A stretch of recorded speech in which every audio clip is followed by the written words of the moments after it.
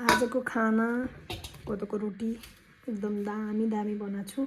त्यसपछि दही घिउ चटनी साग इनले फेरि जुवाला लाएर खान पर्ने बनाएको रोटी त जाऊ है यस्तो राम्रो बनाएको। Hi guys good morning. के खबर? मैले चाहिँ 2-3 दिन भइसक्यो थियो भिडियो नबनाएको। आज चाहिँ फेरि जाँगर चलाएर मैले भिडियो बनाउन लागिरहेको छु। बिहान उठेर खाना खाँदैछु म कोका कोलाको ग्लासमा। त्यसपछि आज त कोही छैन साथीहरू पनि ब्याडमिन्टन खेल्ने मान्छेहरू पनि गयो जस्तो लागेको छ काठमाडौँ रजिनहरू। अब म एक्लै छु। अब एक्लै ब्याडमिन्टन खेल्ने कुरा त आएन। आज म के गरौँ भइरहेछ। तर आज एउटा स्पेसल केही त छ।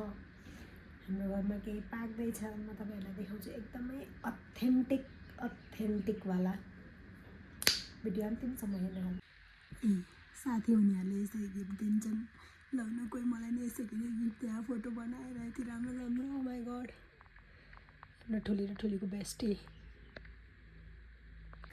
तँलाई ल जा जा। त किन जान्छस् उता? तँ किन जान्छस्? तेरो आलुबारीको के भयो रे? उसको आलुबारीको आलु सिधाइदियो अरे हो त सुप्रिम? ब्याडमिन्टन खेल्दैछौँ गाइस हामी। ब्याडमिन्टन यो कसको हो थाहा छैन। ल कसरी यो चिनेर आयो भनेदेखि आउनु होला। SK sports RK sports. ल हान हान।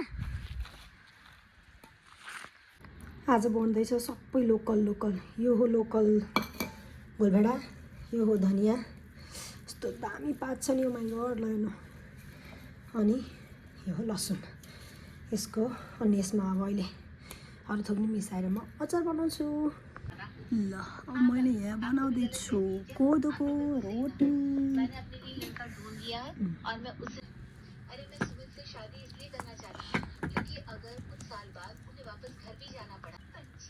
पाक्यो रोटी।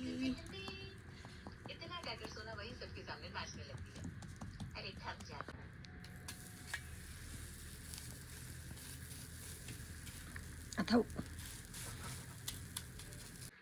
सिँडी पर्नु पर्यो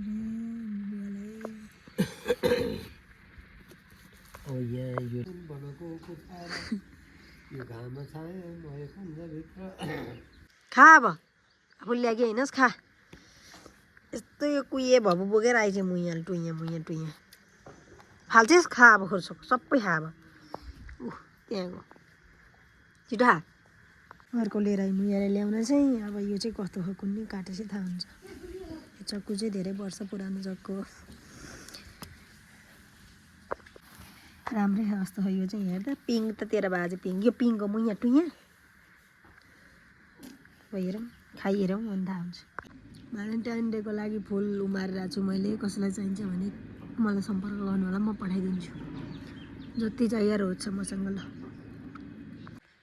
मान्छेहरूलाई एभोकाडो मन पर्दैन भन्छन्। मलाई चाहिँ खुब मिठो लाग्छ। खै किन हो कुन्नी। जम्मा 2टा ल्याएको थिएँ। एउटा अस्ति बुवाहरूलाई दिएँ, एउटा चाहिँ आज मम्मी बुवालाई आधी दिएर मैले यति खाएँ। म जस्तो चिया खान घडी हेरेर बस्ने को घर साथीहरू। चिया खान ढ्याक्क घडी बज्यो 1:30देखि 2 बजीसम्ममा चाहिँ तल लागेर आउँछ। ओ माई गड चार्जर खस्यो हेत्तेरिका। लुग्यो क्या बल्ल किनेको थिएँ। पैसा सिद्धिने मेसो मात्र बेरोजगारीको बेला यस्तै हो। रोटी मेकरमा यसरी पराठा बनाएर को खान्छ? म खान्छु। मलाई केही फरक पनि पर्दैन। किनभने यसमा घिउ हाल्नु पनि मिल्छ, तेल हाल्नु मिल्छ, जे हाल्नु पनि मिल्छ। यसरी बनाएर खाँदैछु म। गाइज यो लप्सीको माडा मैले यसरी धुलो बनाएर राख्न छु। यो जेमा हाले पनि हुन्छ। अचार सर्टपटै लटपटै।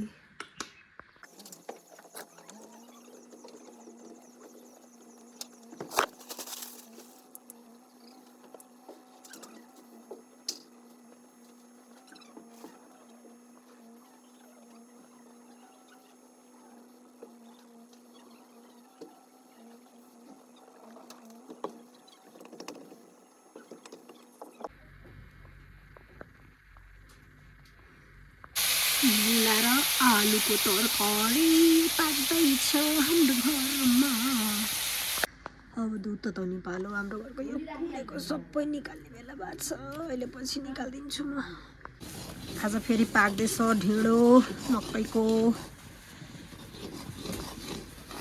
केही गर्दिनन् बसेर खान्छन्। यस्तै छ लाग्यो अब के गर्नु यत्रो ढोडोले नपुनी कस्तो हो भगवान् यो जाडाको ढुँडो खानु पर्दैन अहिले पकाएर राख्दै मिठो हुँदो रहेछ भोक लाग्यो बेला जाडोको भोक मिठो कि बर्दन मिठो भन्छन् किन नभन्नु गाइस मैले काम सबै सकाइसकेँ अब लास्टमा काम भनेको सुस्तानी भन्ने बाँकी छ अरू सबै भ्याइसकेँ आज चाहिँ एकदम अर्ग्यानिक मात्र खाने दिन परेछ किनभने बिहान कोदोको रोटी खायो बेलुका ढेँडो अनि त्यही नै हो त्यस्तै हो हाम्रो आलु पराठा त्यसपछि अब त्यही नै हो साथीहरू आजको लागि मेरो भिडियो यतिमा एन्ड गरेँ मैले सबैजनाले भिडियो हेरिदिनु होला like comment share and subscribe गर्नु मेरो channel YouTube channel Anjana Paudel capital X subscribe गर्न नबिर्सिनु होला thank you for watching bye by